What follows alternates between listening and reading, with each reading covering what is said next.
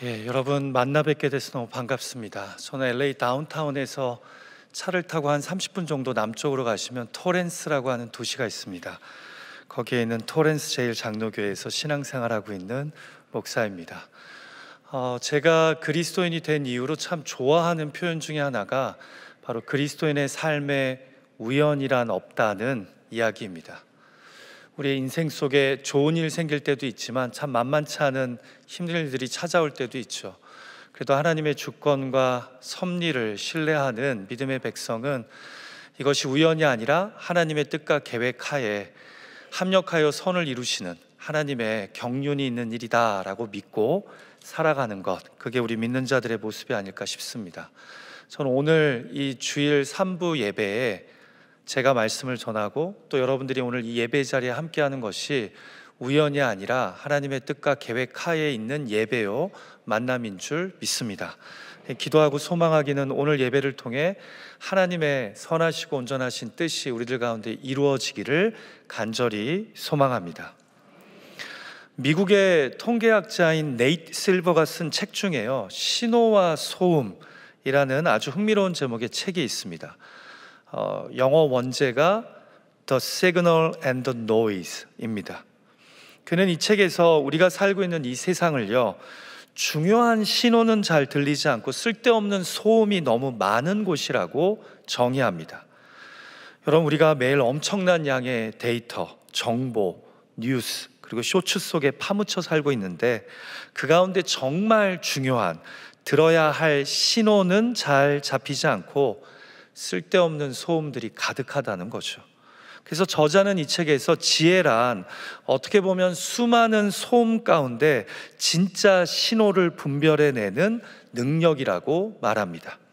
저는 우리가 잘 아는 여리고성 바디메오의 이야기 속에서도 이 네이트 실버가 이야기한 신호와 소음을 발견하게 됩니다. 생각해 보세요. 지금 여리고의 길가에는 수많은 사람들이 몰려 있습니다. 예수님이 지나가신다는 소식을 듣고 여리고 길가는 모인 사람들로 떠들썩했고 시장통처럼 정신이 없었을 겁니다. 너도 나도 예수님을 가까이에서 만나보려고 그의 몸이나 옷에 손이라도 대보려고 그분의 가르침에 질문하려고 몰려들었을 겁니다. 그런데 그 가운데 갑자기 맹인인 디메오의 아들 바디메오가 길가에서 소리칩니다. 다윗의 자손 예수여, 나를 불쌍히 여기소서. 시장판 같은 여러 잡음들 가운데 또 하나의 잡음이 더해진 겁니다. 그래서 사람들은 거지 맹인의 외침을요 소음 취급합니다. 많은 사람들이 꾸짖으며 시끄럽다고, 네가 뭔데 여기서 이렇게 떠드냐고 조용히 하라 명합니다. 그의 외침은 분명 군중들에게 소음이자 잡음에 불과했던 겁니다. 그런데 예수님에게는 달랐습니다. 예수님은 그의 외침을 소음으로 흘려버리지 않으시고 오히려 그 소리에서 분명한 신호를 받으십니다. 그의 간절한 외침을요 믿음의 외침으로 들으신 겁니다. 그래서 그를 부르시며 물으십니다. 내가 네게 무엇을 하여 주기를 원하느냐? 그리고는 거지 맹인인 바디메오의 눈을 고쳐주십니다. 우리 오늘 본문의 마지막 절인 52절 말씀을 통해 예수님이 들으신 것은 분명 소음이 아닌 믿음의 신호였음을 확인하게 됩니다. 예수께서 이르시되 가라, 내 믿음이 너를 구원하였느니라 하시니 그가 곧 보게 되어.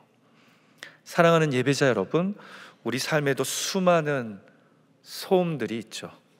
세상의 평가, 비난, 원망, 걱정, 잡음 등등 우리 삶에서 끊이지 않습니다. 거기다가 가정과 일터 관계 속에서 이런저런 사건 사고까지 일어나며 안 그래도 정신없는 우리 삶을 더 시끄럽게 만듭니다. 하지만 주님은 그 가운데서 사실 우리 믿음의 외침을 기다리고 계십니다. 또 하나의 소음이 아닌 주님께 한 걸음 더 나아가는 믿음의 신호를 기다리고 계시다는 거죠.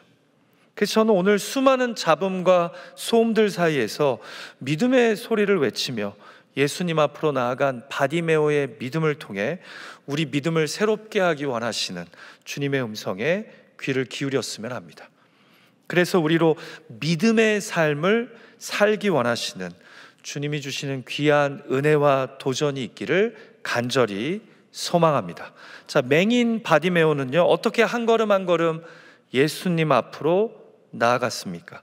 그의 모습을 통해 우리는 믿음에 대해 무엇을 배우게 됩니까? 저는 오늘 본문에서 발견한 바디메오의 믿음을 세 가지 부사로 설명해서 말씀을 나누고자 합니다. 오늘 설교 제목이에요. 바로 더 크게, 더 깊이, 그리고 더 멀리입니다. 이 세 가지만 확실하게 기억하시면 한 주간 여러분들이 오늘 주께서 주실 바디메오의 믿음을 붙잡고 믿음의 삶을 시도하며 살아가게 될 줄 믿습니다. 자, 먼저 더 크게는 무엇을 의미합니까? 방해를 뚫고 주님을 멈추게 하는 믿음을 의미합니다. 자, 본문 말씀으로 가볼까요? 우리가 잘 알다시피 거지맹인 바디메오가 여리고를 나가시는 예수님을 향해 소리를 지릅니다. 다윗의 자손 예수여, 나를 불쌍히 여기소서. 흥미로운 것이 그가 예수님을 나사렛 예수여, 나를 불쌍히 여기소서 하지 않고 다윗의 자손 예수여라고 불렀다는 점입니다. 여러분, 당시 로마의 압제 가운데 있던 이스라엘 사람들은요, 구약 말씀에 의거해서 이 땅에 메시아 곧 그리스도가 오신다면 그는 이스라엘 역사상 가장 위대한 왕인 다윗의 후손 중에 나올 거라고 생각했습니다. 또 실제로 구약의 선지자들이 메시아는 영광스러운 다윗의 후손 중에서 나올 거라고 예언을 했고요. 자, 그런데 지금 맹인 거지 바디메오가 나사렛 예수를 다윗의 후손이라고 불렀다는 것은요, 그가 예수님을 아주 제대로 인식하고 있었음을 우리에게 알려줍니다. 한마디로 믿음의 대상이 될, 나를 구원하시고 우리 민족을 살리실 하나님이 보내신 그리스도라고 믿은 겁니다. 그래서 큰 소리로 외치며 자신을 불쌍히 여겨 고쳐달라고 요청한 겁니다. 여러분, 그는 비록 눈은 육적으로 볼 수 없었을지 모르지만 영적인 눈은 밝히 열려 있었던 사람이었던 겁니다. 예수님 당시 종교 지도자들과는 달리 말입니다. 자, 그런데 그와 예수님과의 만남이요, 순탄하지는 않았습니다. 예수님을 날 구원할 메시아로 인식하며 소리질러 외쳤지만 그의 외침을 듣고 주변 사람들이 어떤 반응을 보입니까? 화를 내며 조용히 하라고 꾸짖습니다. 같이 마가복음 10장 48절 말씀을 읽어볼까요? 시작. 많은 사람이 꾸짖어 잠잠하라 하되 그가 더욱 크게 소리질러 이르되 다윗의 자손이여, 나를 불쌍히 여기소서 하는지라. 예수께서 머물러 서서 그를 부르라 하시니. 여러분, 한두 명도 아닌 많은 사람이 어디서 네가 맹인 거지 주제에 이곳을 이렇게 소란스럽게 하냐고 조용히 하라 꾸짖습니다. 그런데 그가 순순히 물러섭니까? 아닙니다. 성경은 더 크게 소리를 질렀다라고 우리에게 말씀합니다. 그는 주변 사람들의 방해에 개의치 않을 만큼 어떻게 보면 그만큼 간절하고 그만큼 진지했던 겁니다. 사랑하는 예배자 여러분, 한 걸음씩 예수님 앞으로 나아가는 믿음은요, 방해 앞에서 주눅 들고 잠잠해지는 것이 아니라 오히려 방해와 꾸짖음을, 조롱과 무시를 뚫어버리고 더 크게 외치는 믿음입니다. 원래는 믿음은 그런 거예요. 좀 힘들다고, 좀 응답이 더디다고, 좀 일이 계속 꼬인다고, 좀 바쁘다고 포기하는 것이 믿음이 아니라 믿음은 기본적으로 끈질긴 겁니다. 믿음은 쉽게 포기하지 않는 겁니다. 장애물을 넘어서는 것이 믿음이라는 거죠. 여러분, 사복음서에서 예수님 앞으로 나온 믿음의 사람들을 생각해 보십시오. 중풍병자와 내 친구에게도 수많은 무리와 지붕이라는 장애물이 있었습니다. 그러나 그들은 지붕을 뜯어서라도 예수님을 만납니다. 그게 믿음입니다. 12년 동안 혈류증 앓았던 여인을 생각해 보세요. 그녀 앞에도 수많은 무리와 자신과 같은 질병을 가진 사람을 부정하게 바라보며 천대하는 당시 사회의 차가운 시선이 있었습니다. 그래서 그녀가 조용히 포기하고 물러갑니까? 아닙니다. 예수님의 옷자락이라도 잡겠다고 그 무리를 헤쳐서 결국 손을 내밉니다. 우리가 사복음서의 믿음의 사람들을 살펴보면요, 하나같이 다 방해를 뚫고 주님을 만납니다. 그게 원래 믿음입니다. 그래서 우리 믿음의 여정에도 많은 사람들의 방해와 꾸짖음, 냉소와 무시가 있겠지만 그렇다고 포기할 일은 결코 아닙니다. 오히려 이런 상황은요, 우리 믿음의 진정성과 간절함을 확인하는 기회가 됩니다. 중도 포기할 일임을 깨닫게 하는 방해가 아니라 내가 가지고 있는 예수 그리스도를 향한 믿음이 진짜 믿음인지 아닌지를 확인해 주는 과정이 된다라는 거죠. 자, 결국 방해를 뚫고 더 크게 소리 지르는 그 믿음이요, 예수님에게 신호로 잡힙니다. 다윗의 자손이여 나를 불쌍히 여기소서 하는 외침이요, 그 수많은 소리들 가운데 예수님의 귀에 꽂힙니다. 그래서 어떻게 하십니까? 예수님이 가시던 길을 멈추십니다. 그리고는 바디메오를 부르십니다. 그래서 여러분, 제가 오늘 본문에서 발견하는 맹인 거지 바디메오의 믿음은요, 장애물을 뚫고 더 크게 소리를 지름으로 주님을 멈추게 한 믿음입니다. 여러분, 그 수많은 인파와 온갖 소리들 가운데 예수님께서 한 맹인의 외침 때문에 가시던 길을 멈췄다니까요. 세상은 우리의 간절한 외침과 절규를 듣고서도 개의치 않지만 예수님은 한 영혼의 믿음의 외침을 들으시고 가시던 길을 멈추시는 분인 줄 믿습니다. 주님을 향한 우리 삶의 절규를 들으시고 멈추시는 분이 바로 예수님이시라는 거죠. 저와 여러분의 삶의 외침은 요즘 무엇입니까? 그 외침을 헛되고 무관심한 세상을 향해 절규하며 외치고 계시지는 않습니까? 다윗의 자손 예수 그리스도에게 더 크게 외칠 수 있는 저와 여러분이 되시기를 주님의 이름으로 축복합니다. 혹시 세상의 방해와 사람들의 꾸짖음, 조롱 때문에 또는 현실의 한계에 갇혀서 믿음의 외침을 중단한 지 오래되시지는 않았습니까? 여러분, 지금은 잠잠할 때가 아니라 더 크게 우리 주님께 믿음으로 외쳐야 될 때인 줄 믿습니다.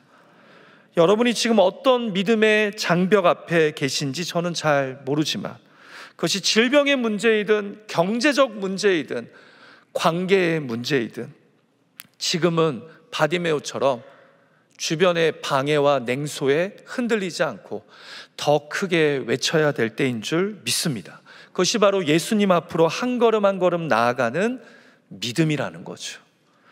여러분, 혹시 흑인 모세라고 불리던 해리엇 터프먼을 아십니까? 한국 분들에게는 매우 생소한 인물이에요. 미국에서 어렸을 때부터 학교 교육을 받았으면 많이들 아는 흑인 여성입니다. 그녀는 1822년 메릴랜드주의 한 농장에서요, 노예로 태어납니다. 주인의 학대를 견디다 못해 당시 노예제도가 폐지된 북부 펜실베니아주 필라델피아로 도망칩니다. 그리고 그곳에서 남쪽에 억압받고 있는 수많은 흑인 노예들을 탈출시킬 계획을 짭니다. 여러분 생각해 보세요. 19세기의 노예라는, 거기다가 흑인이자 여성이라는 삼중고 속에서 그녀는 남부에 억압받는 흑인 노예들을 탈출시키기 위해 헌신합니다. 이것이 하나님이 자신에게 주신 사명이라고 생각해요. 여러분, 그녀가 이 길을 걸어가면서 얼마나 많은 방해와 위협, 협박이 있었는지 아십니까? 적지 않은 사람들이 그녀에게 이제 그만 잠잠하라고, 위험하니 그만하라고 말했습니다. 심지어 남부의 농장주들은 사람을 고용해서 그녀를 해치려고 했습니다. 보내서 협박했어요. 네가 계속해서 남부 지역의 노예들을 탈출시키면 우리가 너를 쥐도 새도 모르게 죽여버리겠다고. 그러나 그녀는 위협과 방해에 굴하지 않고 계속해서 남부의 노예들을 탈출시킵니다. 그래서 그녀의 별명이 흑인 모세가 된 거예요. 블랙 모세스. 여러분, 모세가 이 애굽의 압제 속에 신음하던 동족 이스라엘 백성들을 하나님의 사명의 도구로 구원하는 일을 감당하지 않습니까? 근데 바로 해리엇 터프먼이 그런 역할을 감당했다라는 거죠. 그래서 흑인 모세라고 불렸다라는 겁니다. 사랑하는 예배자 여러분, 사실 믿음의 길을 제대로 걷는다는 것은 세상의 방해, 위협, 조롱과 무시를 감수한다는 의미입니다. 아멘 하기 싫으시죠? 근데 원래 믿음은 그래요. 주변의 방해가 클수록 믿음의 목소리는 사실 더 커져야 합니다. 왜냐하면 세상은 나의 외침과 절규를 듣고 결코 멈추지 않지만 더 큰 믿음의 외침은 우리 구주 예수 그리스도를 멈추게 할 수 있기 때문입니다. 부디 인생의 역경, 믿음의 시련, 또 하나님이 주신 사명 앞에 장애물을 지금 맞이하고 있지만 포기하지 않고 더 크게 외치며 주님께 믿음의 발걸음을 내디딜 수 있는 저와 여러분이 되시기를 주님의 이름으로 축복합니다. 방해를 뚫고 주님을 멈추게 하는 믿음의 자녀들이 되시기를 간절히 소망합니다. 자, 두 번째로 우리가 붙잡았으면 하는 믿음은요, 바로 더 깊이입니다. 이것은 주님을 온전히 만나기 위해 내려놓는 믿음을 의미합니다. 여러분, 사실 오늘 본문에서 우리가 묵상하고 붙잡아야 할 많은 도전적인 메시지들이 있어요. 근데 제가 집중하고 싶었던 첫 번째는 더 크게 소리 질렀던 이 바디메오의 모습이었다면, 두 번째로 제 시선을 사로잡는 것은 바로 그가 겉옷을 내버렸다는 점입니다. 같이 본문 49절과 50절 말씀을 읽어볼까요? 시작. 그가 너를 부르신 다음에 맹인이 겉옷을 내버리고 뛰어 일어나 예수께 나아오거늘. 자, 예수님이 그의 믿음의 외침을 들으시고 가시던 길을 멈추십니다. 그리고 더 크게 외친 그 사람을 나에게로 데리고 오라고 명하십니다. 그러자 맹인이자 거지인 바디메오가 어떻게 합니까? 벌떡 일어나 예수님께 나아갑니다. 그런데 성경은 여기서 그가 그냥 일어나 예수님께 나아갔다고 하지 않고 의도적으로 한 가지 행위가 더 있었음을 우리에게 알려줍니다. 겉옷을 내버리고 예수님께 나아갔답니다. 개역개정은 여기서 내버리고라고 번역했는데요, 사실 여기 사용된 헬라어 동사 아포발로는 집어 던졌다는 의미입니다. 그러니까 마치 앞에 걸리적거리던 그 어떤 것을 던져버리고 주님께 나아갔다라는 거죠. 여러분, 우리가 본문의 이 겉옷의 의미를 제대로 이해하려면요, 예수님 시대 당시 겉옷이 어떤 의미의 물건인지를 생각해야 합니다. 제가 예를 하나 들어서 설명해 드릴게요. 마태 마가복음에 보시면 예수님이 종말의 때를 이야기하시면서 심판이 임할 때 밭에 있는 자는 겉옷을 가지러 뒤로 돌이키지 말지어다 라고 말씀하십니다. 아니, 왜 심판날에 밭에 있던 자가 허둥지둥 집으로 갔으면 가장 귀한 돈이나 그런 보석이나 이런 걸 들고 나와야 되는데 왜 겉옷을 가지러 집으로 갈까요? 여러분, 당시 잘 살지 못하던 서민들에게 겉옷은요, 자신의 재산 목록 1호였습니다. 생계의 아주 중요한 재산이 바로 겉옷이었습니다. 그래서 여러분들이 산상수훈에도 보면 속옷을 달라 하면 겉옷까지 주라고 말씀하지 않습니까? 아니, 사실은 겉옷을 달라 하면 속옷까지 주는 것이 더 상식적인 것 같은데 예수님 시대 사람들에게는 속옷보다 겉옷이 더 소중했기 때문입니다. 자, 그런데 본문은 바디메오가 맹인 거지였다라고 말씀하죠. 그러니까 겉옷이 그에게는 매우 소중한 재산인 겁니다. 추운 사막지대에서는요, 낮에는 덥지만 이른 아침이나 저녁에는요, 금세 추워집니다. 이런 날씨에 사는 사람들에게 겉옷은요, 매우 소중한 재산인 거죠. 추운 시간을 그나마 버티게 하는 이불과 같은 역할을 하는 게 겉옷이기 때문입니다. 그리고 이 겉옷을 안 갖고 있는 사람들도 많습니다. 자, 그런데 마가복음은 의도적으로 그가 겉옷을 집어던지고 예수님에게 나아갔다고 기록합니다. 흥미로운 것이 그가 여리고의 대로에서 구걸하던 거지였잖아요. 그래서 일부 성경학자들은 그가 더운 낮에는 겉옷을 길가에 펼치고 구걸을 했을 거라고 봅니다.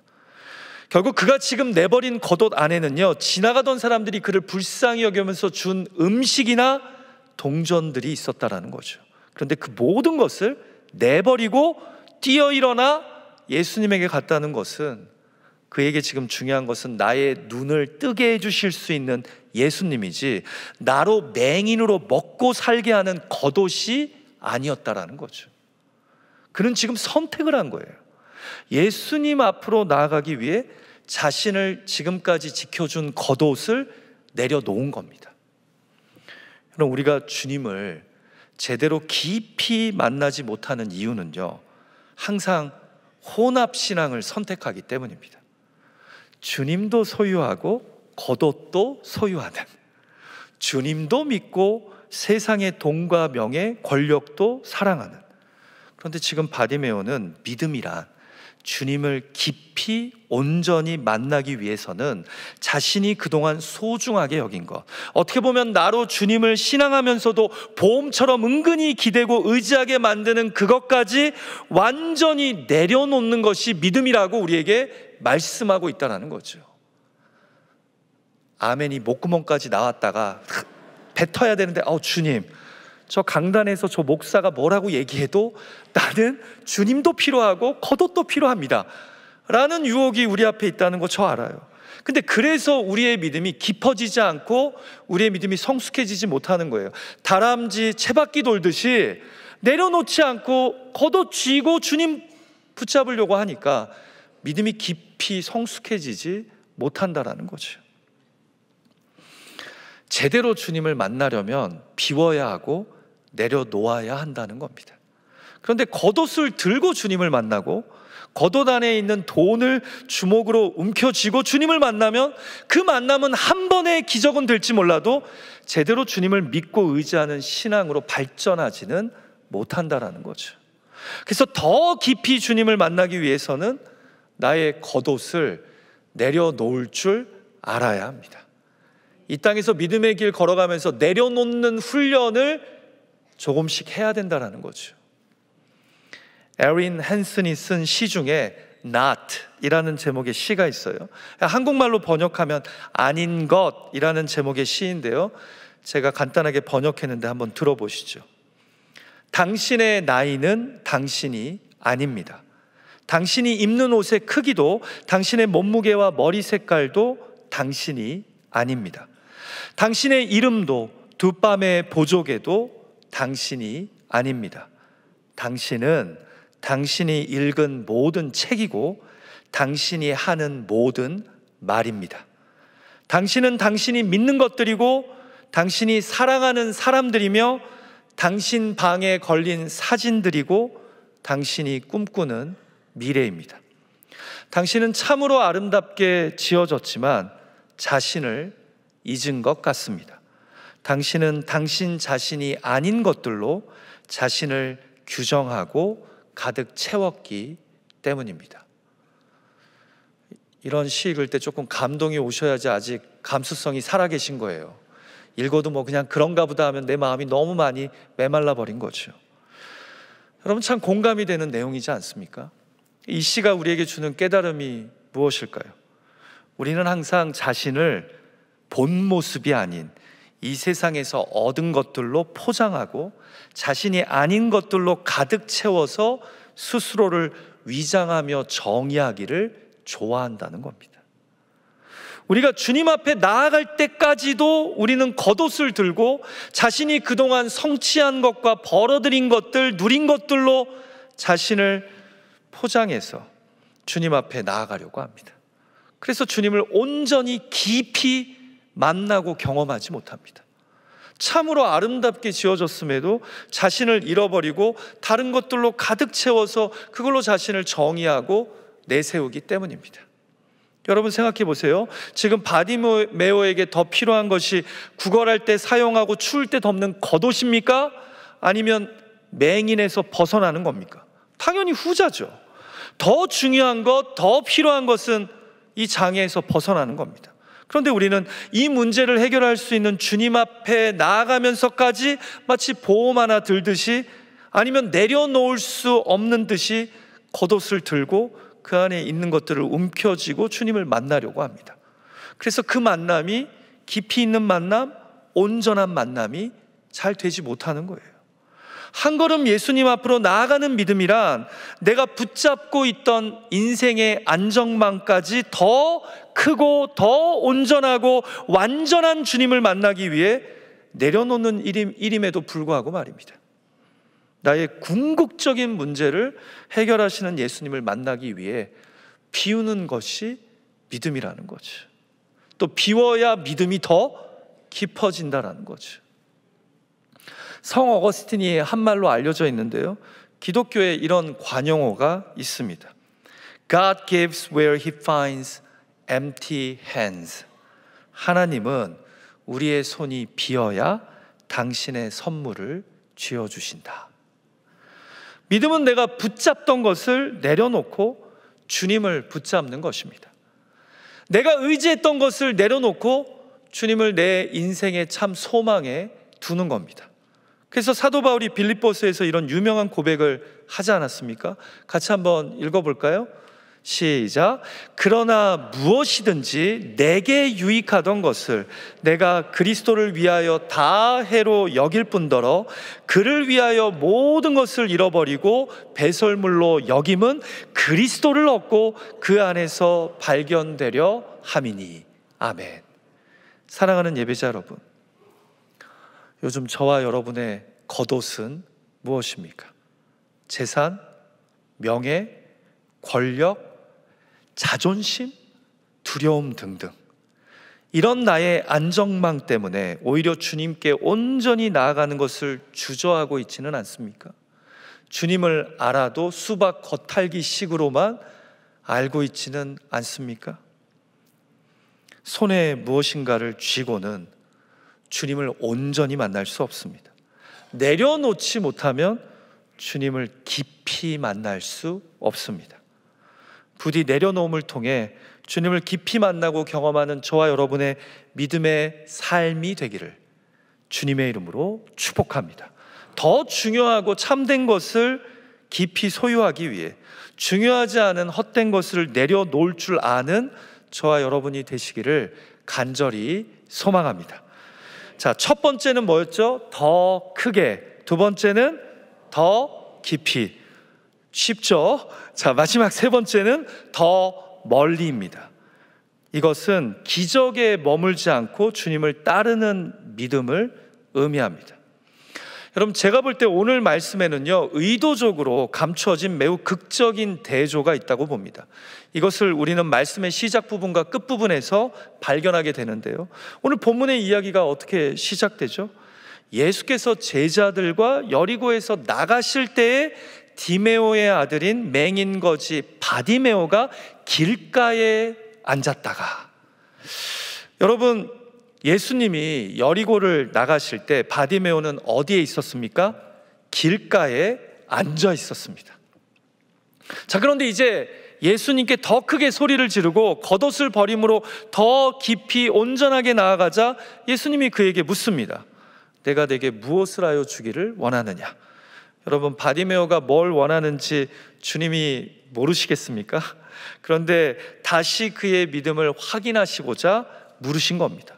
여러분, 한번 상상해 보세요. 그가 여기서 눈치 없이 제가 평생 먹고 살 수 있는 돈을 주십시오, 제가 이 여리고에서 최고의 명예와 권력을 가진 자가 되고 싶습니다 라고 구했다면 그는 아직도 예수 그리스도가 어떤 분이신지 제대로 모르는 겁니다.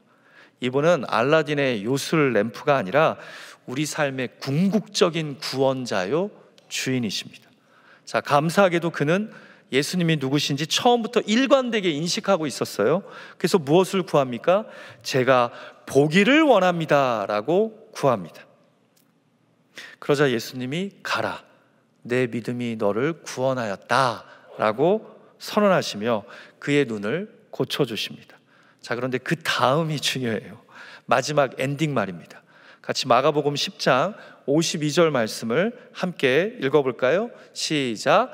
예수께서 이르시되 가라, 내 믿음이 너를 구원하였느니라 하시니 그가 곧 보게 되어 예수를 길에서 따르니라. 아멘. 자, 이 이야기가 시작되었을 때 그가 어디에 있었다고요? 길가에 앉아 있었어요. 그런데 못 보던 자가 보게 되는 놀라운 기적을 경험한 다음에 그가 다시 일상으로 돌아가 자리를 깔고 길가에 앉아 계속 구걸을 합니까? 밝히 잘 보이는 눈을 가지고요? 아닙니다. 이제 길가에 앉아있던 그가 눈이 보이는 치유의 기적을 경험한 다음에 예수를 길에서 따릅니다.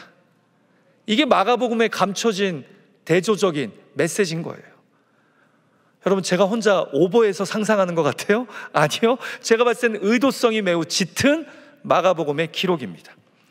그냥 마지막에 그리고 나서 그가 예수를 따랐다라고만 기록해도 되는데 굳이 뭐라고 얘기해요? 예수를 길에서 따르니라 라고 기록합니다. 자, 믿음을 지금 어떻게 이해하고 있는 거예요? 여정으로 보는 거예요. 예수를 따라가는 길, 예수를 바라보며 따라가는 믿음의 여정. 여러분, 본문은요 의도적으로 극적인 대조로 끝이 납니다. 시작할 때는 길가에 앉아 구걸하던 맹인이 끝에서는 곧 보게 되어 예수를 길에서 따르는 자로, 제자로 바뀌게 됨을 우리에게 알려줍니다.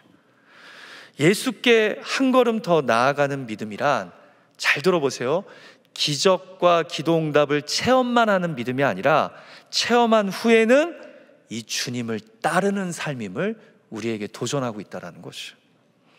여러분, 믿음은요 문제 해결, 기도응답에서 멈추지 않습니다. 기적의 자리, 기도응답의 자리에서 더 멀리 제자의 길로 이어져야 한다는 거죠. 여러분, 많은 사람들이 기적을 경험하면요, 기도응답을 받으면요, 솔직히 거기에 만족합니다. 내가 원하는 걸 얻었다고 생각하고 거기에서 멈춥니다. 그러나 믿음의 완성은 사실 기적으로 끝나지 않고 주님을 따르는 길로 이어져야 되는 줄 믿습니다. 이것이 진짜 믿음이죠. 이것이 우리 삶에 주님이 극적인 기적을 허락하신 궁극적인 이유인 거죠. 보지 못하던 자가 보게 되므로 구약 이사야서와 다른 선지자들이 예언했던 메시아가 오면 맹인들이 보게 될 것이라는 말씀의 성취임을 깨닫고, 아, 나사렛 예수가 우리가 그렇게나 기대하고 고대하던 메시아임이 맞구나. 그래서 내가 이제부터는 이분을 내 삶의 구원자와 주인으로 믿고 의지하며 따라야 되는구나 라고 결단하는 게 진짜 믿음이라는 거죠. 그런데 많은 경우, 적지 않은 경우 우리 믿음은 어디에 머물 때가 많습니까? 기적을 체험한 후에는, 놀라운 기도 응답과 구원의 은혜를 경험한 다음에는 일상으로 돌아가 다시 그 자리에 앉아버립니다. 그리고 또 어려운 일이 생기면 그때 주님을 찾기 시작합니다. 그래서 우리 믿음이 깊어지지 않고 발전하지 않고 멀리 나아가지 못한다는 거죠. 여러분, 1900년에 출간된 오즈의 마법사라는 미국의 판타지 아동 소설 아시죠? 캔사스의 시골 마을에 사는 소녀 도로시가 숙부숙모와 살다가 토네이도에 휩쓸려 마법의 나라 오즈에 떨어집니다. 결국 이야기의 마지막에 다시 자신의 캔사스 집으로 돌아가는 해피엔딩으로 끝은 나죠. 그런데 여러분, 도로시가 오즈의 나라에 떨어지자마자 다시 고향집으로 돌아갈 것을 꿈꾸면서 친구들을 만나지 않습니까? 어떤 친구들을 만나죠? 똑똑해지고 싶은 허수아비, 심장이 필요한 양철 나무꾼, 그리고 겁쟁이 사자를 만납니다. 이들도 다 자신들이 필요로 하는 마음의 소원이 있는 거예요. 허수아비는 똑똑한 머리를 갖고 싶어하고, 양철 나무꾼은 인간처럼 감정을 느끼는 심장을 갖고 싶어하고, 겁쟁이 사자는 용기를 얻고 싶어합니다. 자, 결국에는 모든 여정이 끝나고 도로시는 다시 집으로 돌아가죠. 자, 그런데 놀라운 건 이 세 명이 도로시를 돕고자 함께 믿음의 여정, 소망의 여정을 떠나면서요, 많은 역경과 시련, 어려움을 겪게 됩니다. 그런데 여정이 끝날 때쯤 돼서는 이들이 다 이전보다 좀 더 똑똑해지고, 좀 더 따뜻해지고, 좀 더 용기 있는 존재들로 바뀌게 되었다라는 거죠. 제가 지금 무슨 이야기를 하려고 하는지 이해가 되세요? 중요한 건 내 소원이 이루어지는 것만이 아니라 함께 가는 그 믿음의 여정 속에서 사실은 우리가 빚어지고 우리의 믿음이 성숙해지고 우리가 새로워지게 된다는 거예요. 저 천국 하늘 고향 집에 가는 것만이 중요한 게 아니라 믿음의 여정을 주님과 함께 길을 걸으며 걷다 보면 우리가 어느덧 주님이 원하시는 자녀로, 천국 백성으로 조금씩 빚어진다라는 거죠. 자, 그러니까 기적만 경험하고 머물러야 돼요? 아니면 기적을 경험한 다음에는 주님과 함께 믿음의 길을 걸어야 돼요? 주님과 함께 믿음의 길을 걸어야 된다라는 거예요. 이 아동 소설을 오늘 말씀에 적용하자면 기적 자체가, 소원 성취가 천국 가는 것만이 우리의 목적이 아니라 그 이후와 함께 믿음의 길을 걷는 여정이 중요하다는 거예요.